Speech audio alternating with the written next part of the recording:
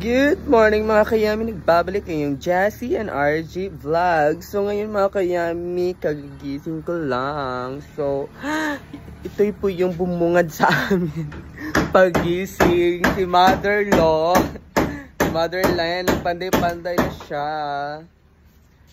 Excited na siya sa kanyang birthday. Happy birthday, mother! Advance, yan. Pinalitan yung mga pagtina. Yun lang mga kayami. Bye! Ayun na nga mga kayami, sinimula na pala ni mama ang paglilinis at pinalitan ang mga kortina. At ako naman dito sa dining area. Dining area!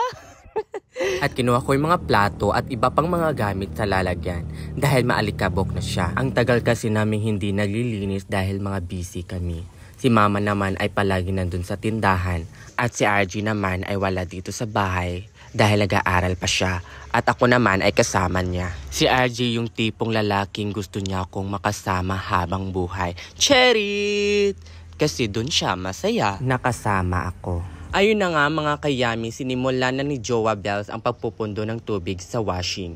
Dahil isasabay namin ang paglalaba at paglilinis ng bahay. At si mama naman ay andyan sa labas nagwawalis. Dahil tapos na siyang nagpalit ng mga kortina sa loob. Si mama yung sobrang bait dahil maaga siyang gigising upang magluto ng pagkain. Yung blessed na blessed ka sa kanya dahil tanggap ka niya. Ako na yung maswerteng baklang nakilala ni RG dahil tanggap ako at sa kanyang pamilya. Dapat nating i-treasure ang lahat ng mga bagay dahil bihira lang itong mangyari sa ating buhay. Ayun na mga kayam, hindi na mag-drama-drama kasi seryoso na talaga Akimi. So ayun mga kayami, si mama naman ay pinagpatuloy niyang paglilinis sa labas. Ayun, nakikita niyo naman. At ako naman ay pinagpatuloy ko ang paglinis ng lagayan ng mga plato dahil tapos na po ako sa loob naglilinis. Hi! Ang hirap talaga mag-Tagalog mga kayami pero kakayanin dahil may supporters tayong mga Tagalog. Thank you sa inyong pagmamahal mga kayami. Sana hindi kayo mapapagod sa aming mga pagmumuka mga kayami. Sana isuportahan nyo lagi ang aming mga video mga kayami dahil gagawa kami ng mga video para sa inyo mga kayami. I love you so much! Ito yung sala mga kayami. Yung Jowa Bells ko tulog. Kahit walang ginagawa. Yan. Tapos, yung abono mga kayami.